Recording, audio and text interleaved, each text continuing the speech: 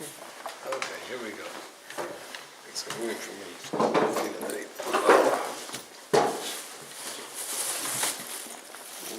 Okay, we're on? Yeah, son. Okay, let's begin. Parshas Ki Savo. So Parshas Ki Savo begins with a well-known mitzvah called Bikurim. What is Bikurim? The 7 fruits you bring. The first fruit, right? Right. The first fruit you bring to Yerushalayim. It says, "V'lokachta me'reishis kol priho adama." So the Midrashim in the beginning of Sefer Bereshis has a play on words. Bereshis, in the beginning, Hashem created the world. For the Torah, it's called Reishis. For Yisrael, Shenikra Reishis, they were called the first. And one opinion says Hashem created the whole world for the mitzvah of Bikurim. Which is, whoa, I mean, I understand for the Torah, I understand for the Jewish people, but for this one mitzvah called Bikurim, Hashem created the entire world.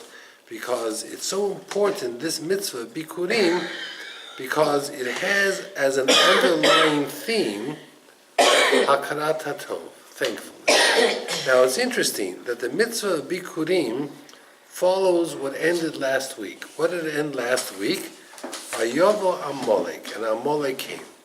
The end of Parshas Ki Savo is what we read on Shabbos Zohar, to remember what Amalek did. Zohar is Asher Asa L'cha Amalek. What did Amalek do? Amalek was, they say that Amalek was Kafui Tov, that Amalek denied HaKadosh Baruch Hu, denied God, denied what everything he did to the Jewish people. He was continuously, in denial of all the good that Hashem did. And therefore, last week we ended up with something that is Kafui Tov, denial of good, or we begin this week with the concept of doing good.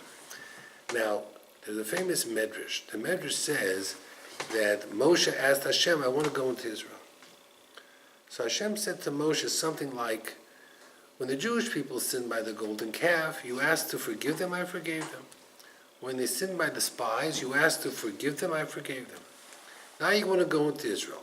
Okay, that's the third thing you're asking me for. I'll make you a deal. I'll give you 2 of the 3. 2 2 of the 3. Any 2. If you want to go into Israel, no problem, then I'm not going to forgive them for the golden calf, and I'm going to destroy the Jewish people. Or I'm not going to forgive them for the sin of the spies. Your choice. You asked 3 requests. I already gave you 2. I'm only going to give you 2. If you want to make a substitution, you can make a substitution. Could switch. You could switch. So Moshe says Moshe should die and 100 people like him, but no one hair on the Jewish people should be hurt, and therefore I don't accept the switch. Okay? So he didn't accept the switch. Who was then going to take over? Yehoshua. Why was that so important? Because Yehoshua was from Shevet Ephraim, which was from Yosef, had the power to battle Amalek. Remember, when the spies came back, one of the things he said was that in the south, Amalek is there. Amalek is a very terrifying thought, terrifying nation, and therefore we're very much afraid. We know that when Yosef was born, then Yaakov says, okay, no problem, now I can fight Esau. You couldn't fight him with Yehuda, you couldn't fight him with Shimon and Levi, you couldn't fight him with Ruvain, nope, only Yosef. So what did Yosef have? Yosef had an interesting character trait, and that was Hakarat HaTov. Why? Because when the brothers sold him, instead of taking revenge, you know what he said? He says, listen, they did a lot of bad things to me, but I remember some of the good things they did for me. I owe them thank you for the good things. I don't have to punish them for all the bad things. So Yosef had this character, this nature of no matter how bad things got, he was able to locate the good. And he was able to survive on the little good that was there. That character trait neutralizes the negativity of Amalek. I talk to people all the time, and one of the things I tell people, many times people come today, especially today, they're very depressed. They're angry about a lot of things. They don't think life has been fair to them. And maybe on a day like today, 9/11, 3,000 people died. Life wasn't fair, and today a lot of children and grandchildren remembers people that were lost. But people are depressed. Teenagers are depressed, young adults, older people, because life is stressful. And the world is a stressful place in many ways, and life is stressful. Look what's happening all over the world. Look what's happening in Florida. You had Harvey, then you had Irma. Someone mentioned to me that if you looked at the map, they showed a picture of the map of the hurricane. It looks like a shofar because it goes narrow, then it goes wider. And it almost looks like a shofar implanted on Florida. Yom Hadin. Florida had Yom Hadin. And people worked their whole life, and everything got destroyed. Everything was flooded, got destroyed. I have family members who years ago were in floods, and one minute they have all their things, the next minute they're sorting through their pictures and their documents, everything is gone. Their whole life is gone. People save sentimental things, and their whole life, what's important not to you, but to them, is gone. So Yosef had this ability, this uncanny ability to cut through all the pain and all the headaches and all the depression and find something positive. And he would latch on, he would connect onto that, and that changed his whole attitude. And Yoshua had that skill. And he was able to bring the Jewish people into Israel and conquer the land and settle the land and neutralize the forces of Amalek, which was there to bring you down. So I tell people who are feeling this way that the best thing you can do is hang around people who have positive attitudes. There's a lot of negative energy, and that negative energy draws you down. Zaps you of all your strength. But if you hang around some people, there are some people out there that their laugh is what we call infectious.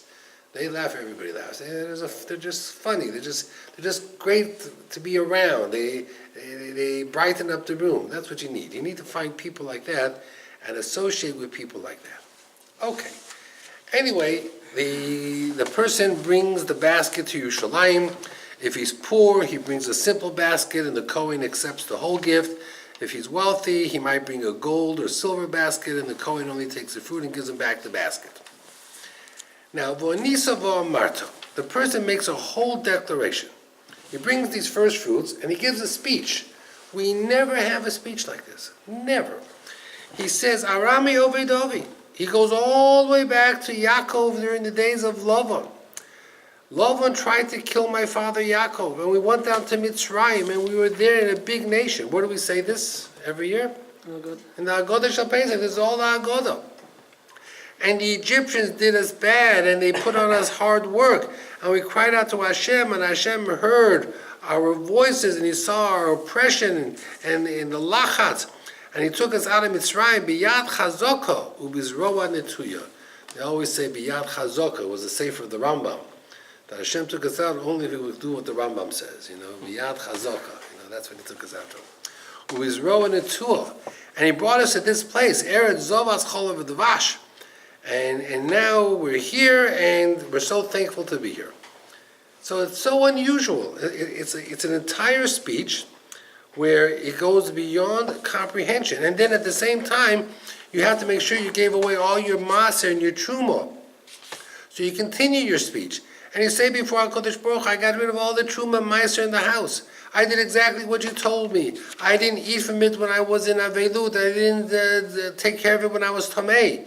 And I gave it to the ger, to the yosam, the almona, to the convert, and to the widow, and to the orphan. Hashkifa mimon kachacha. Hashem, I did everything what you told me to do. Now you do your job. I want a bracha. Now that's fascinating. That's really, it's like a guy coming after davening, and he goes out of shul and he says to Hashem, okay, I came, I was at the minyan, I wore my talis, I put on my tefillin, I davened, done. Your turn.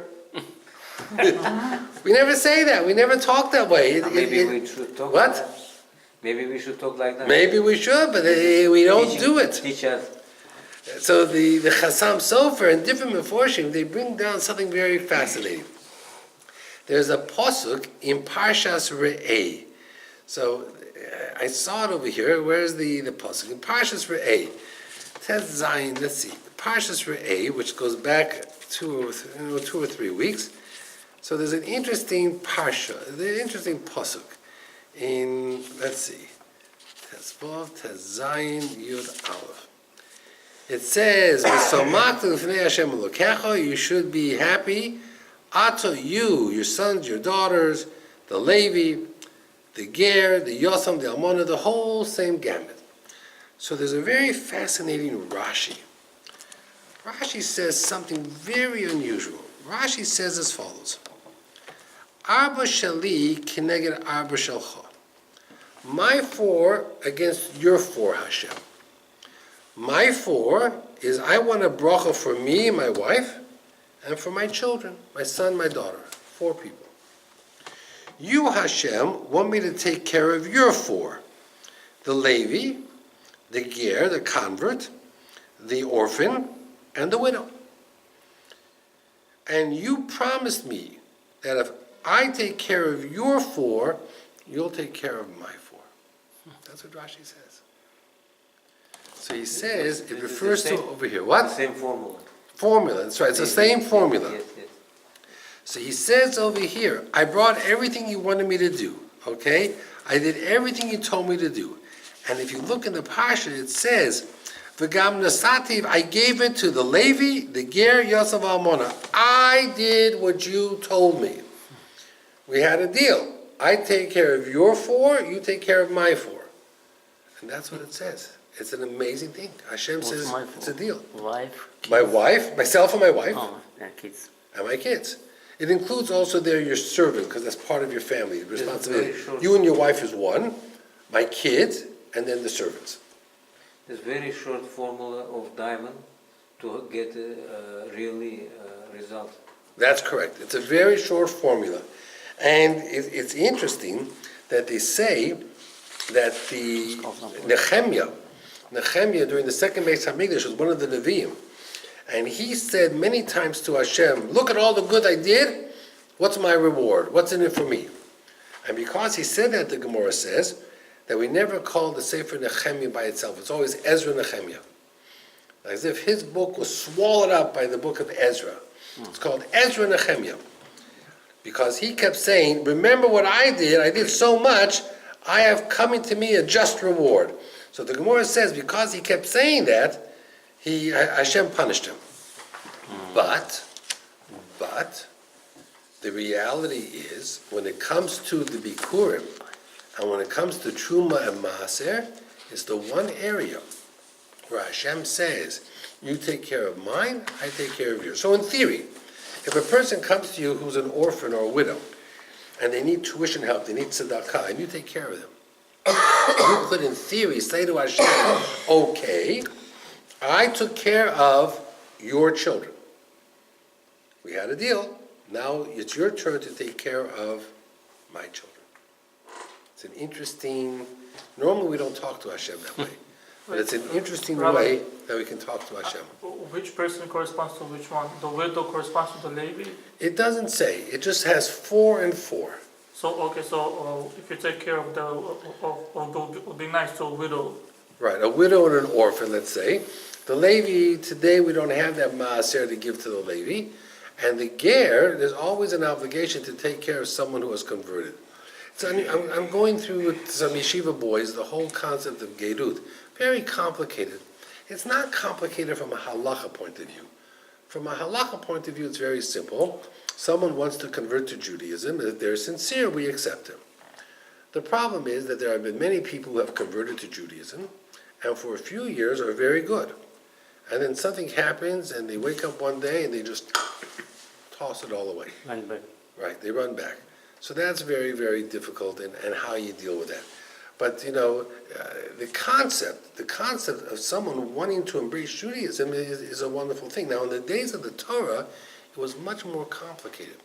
Because when the army went into a country, and let's say they killed out all the men, they didn't necessarily kill out all the women. You had the Yafas Torah, they brought all these, so sometimes when the army came back from fighting a war, they came back with 50,000 women of all ages. Now, what happened to all these women? They brought them back. Now what? Convert. They converted them all. So all of a sudden, there's 50,000 non-Jewish people who are now accepting a lifestyle of the Jewish people because their husbands are there, their sons are there, that's the way of the world was 2,000 years ago. You know, what happened to these women?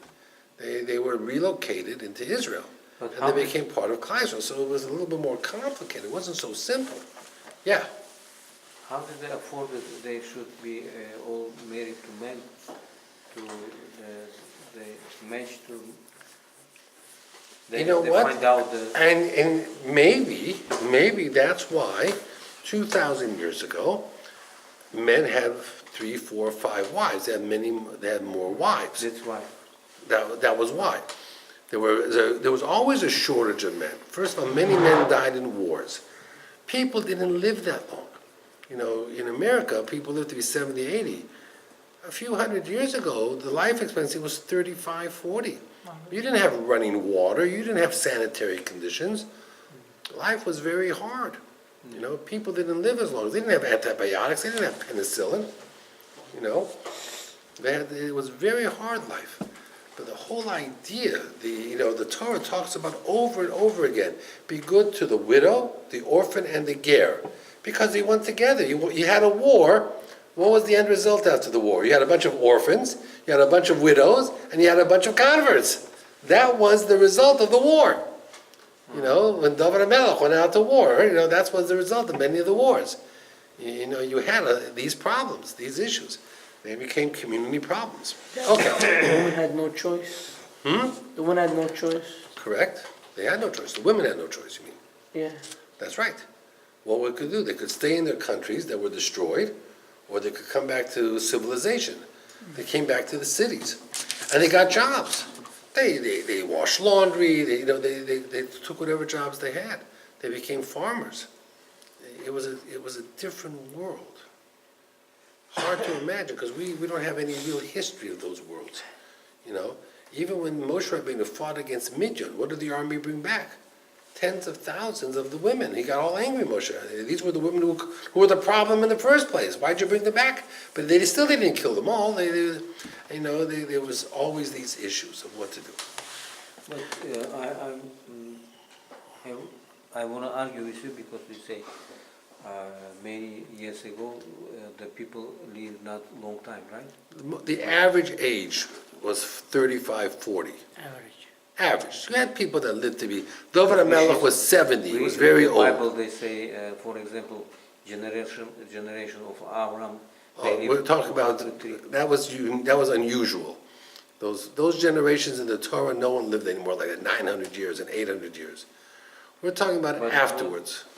But what condition? They say the same condition of the style of life, like 200. No, 300, the world changed after the Mabul. Things began to get less and less and less. You know, Moshe Rabbeinu lived to be 120 was unusual. You could count on one hand the people who lived that long.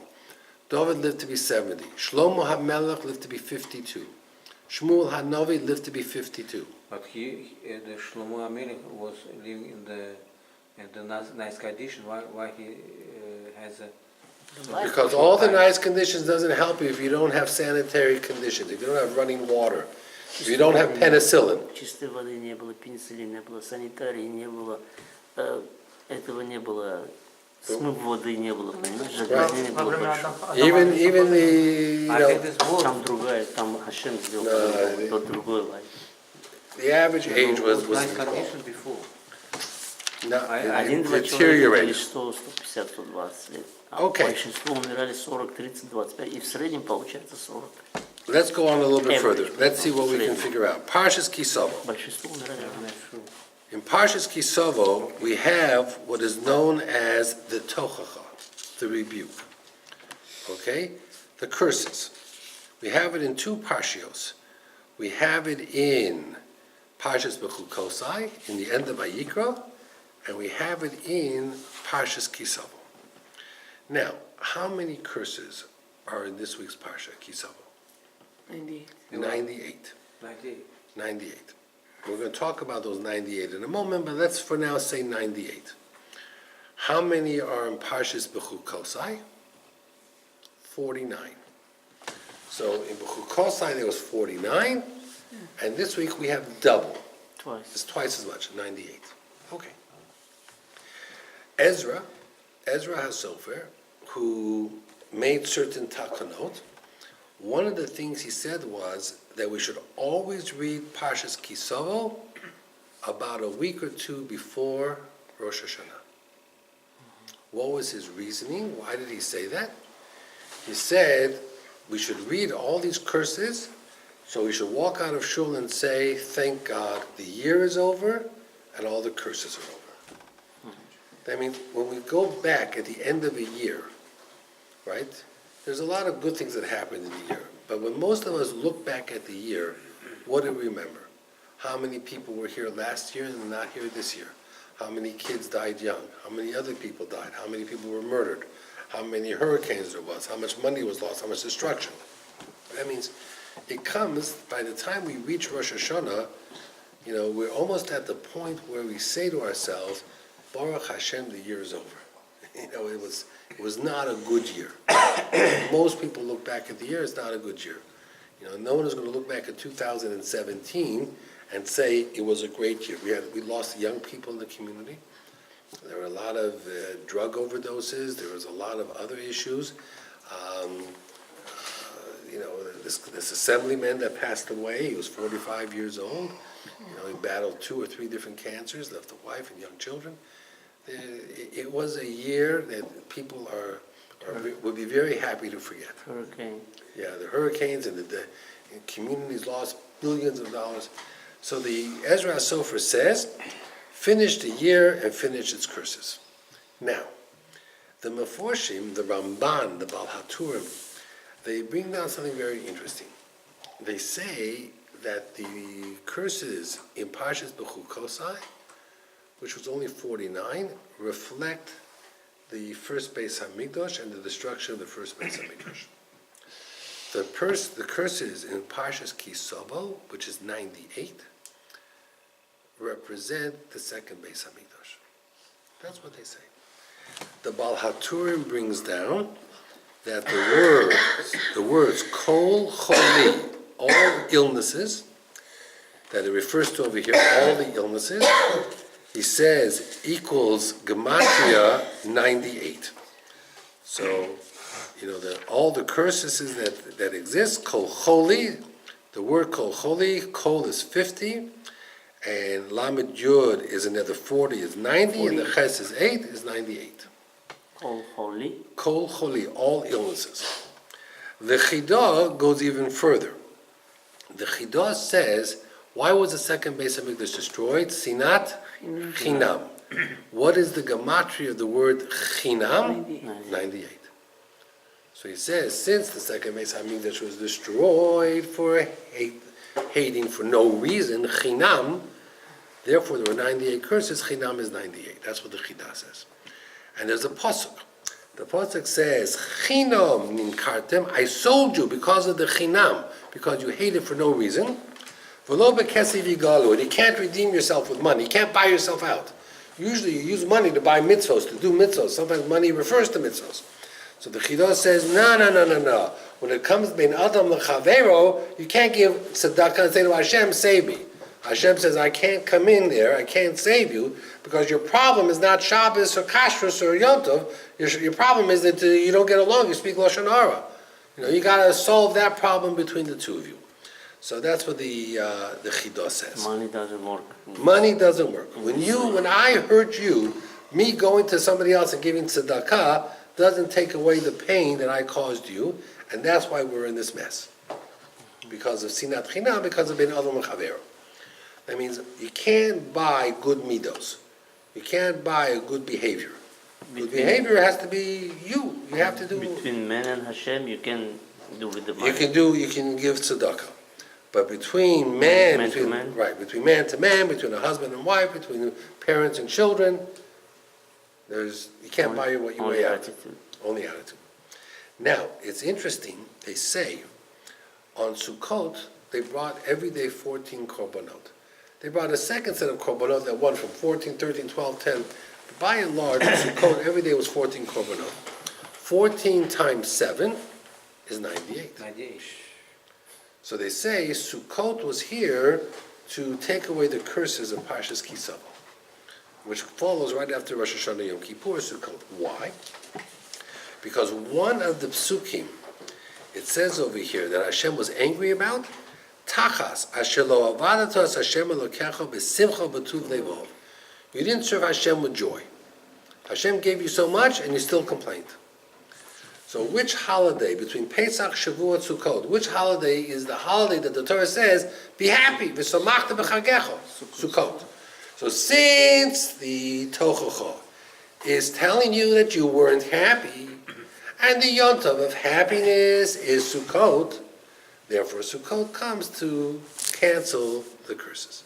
That's a little bit what the Chidah says. That's something the Shem Shmuel brings down. The Chidushei Harim, the Ger Rebbe, he had something very interesting. He says, a Chos and Kala have Sheva Brachot, 7 blessings, for 7 days. How often did they do Sheva Brachot? Many people do it twice a day. They have it for lunch and for supper. Not breakfast, because nobody wants to wake up the Chatan Kala early in the morning. Right? Let them sleep, right? You're not going to wake them up too early.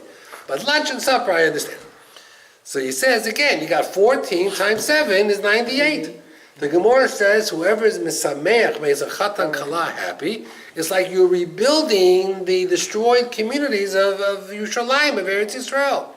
So again, you have the simcha, the joy of Chatan Kala, it takes away, it neutralizes the 98 klalot.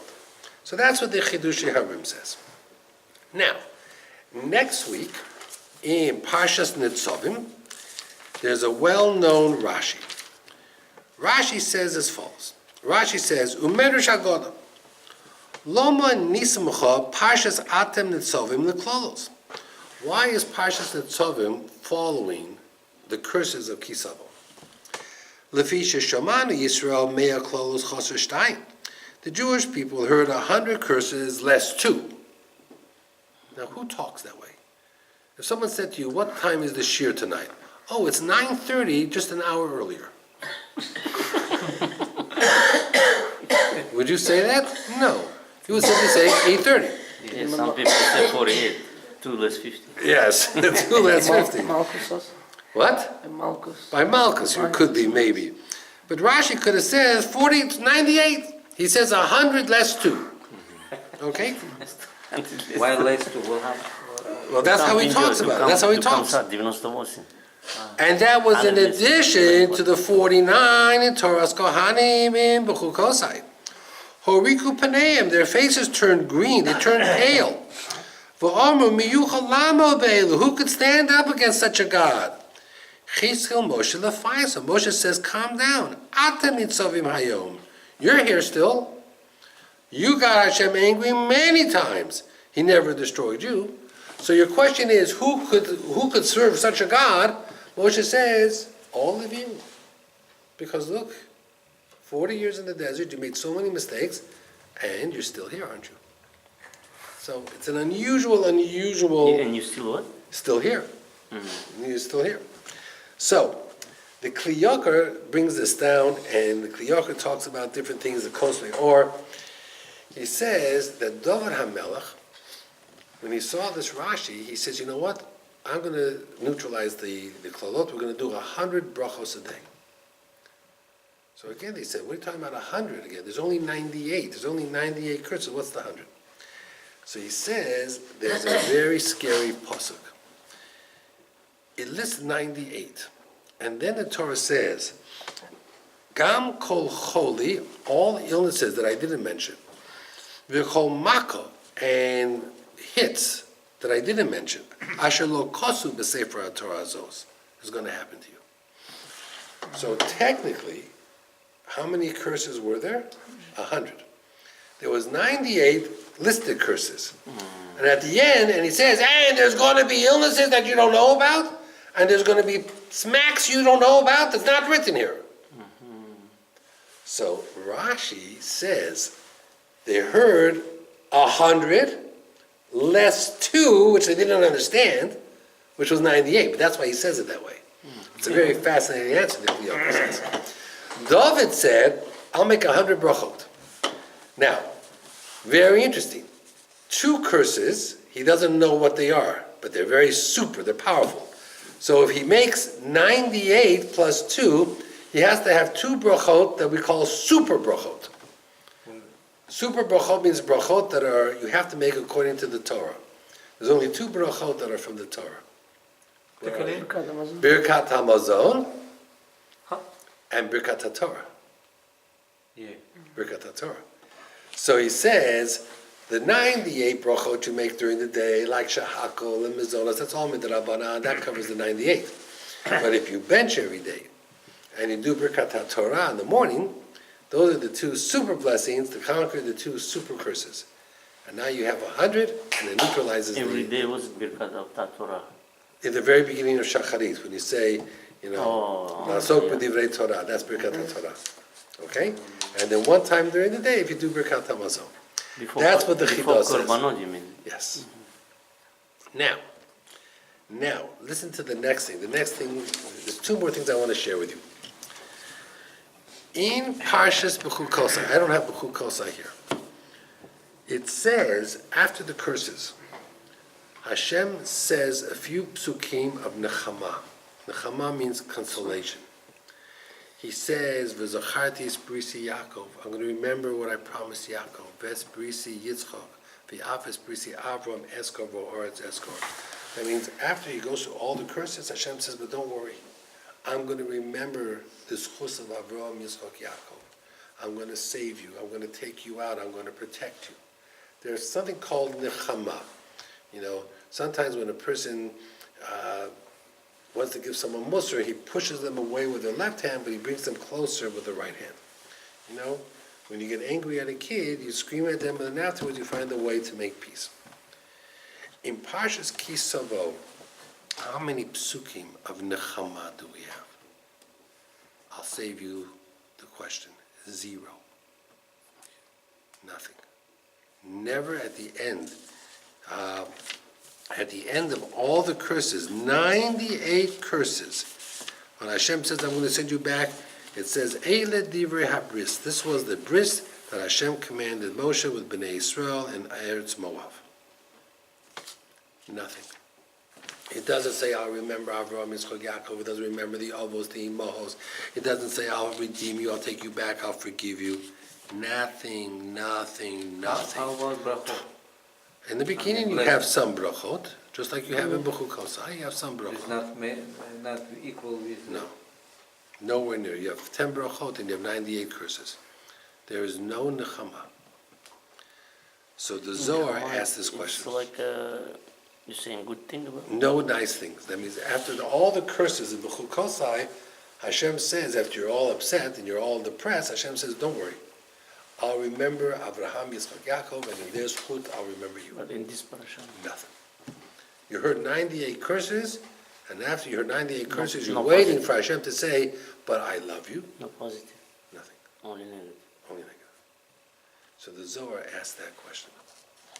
The answer the Zohar gives is a fascinating This answer. curses when we Yeah?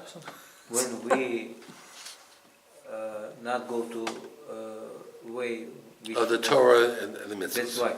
Correct. If we go to properly way what God tell us, we not have any. In theory, but remember, you're part of a community, you're part of a klal. I cannot tell you that during the Holocaust, everybody in the Holocaust went against the Torah of Hashem. There are many people who did follow the Torah mitzvahs.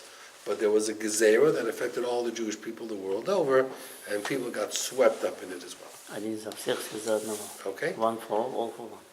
The Zohar gives a fascinating answer. The Zohar says that in B'chukosai, in the 49 curses, it never ever mentions Hashem's name, Yud Kei Vav. It says, I will hit you, I will punish you, I will do this, I will do that. In Ki Savo, 26 times it has Hashem's name in it. And Yud Kei Vav Kei is what kind of Hashem? The name of Chesed. Rachamim. He says the entire Ki Savo is Rachamim. It says, V'hoya im lo sishma b'kol Hashem. You want to listen to the voice of Hashem. Then you turn the page. It says, Yishlach Hashem b'cho. Hashem will send you these curses. Hashem, Yud-Kei Vav-Kei, Rachamim. Yad Beik Hashem b'cho sadever. Hashem will put you into pestilence. Yakako Hashem, Hashem will hit you with all these illnesses.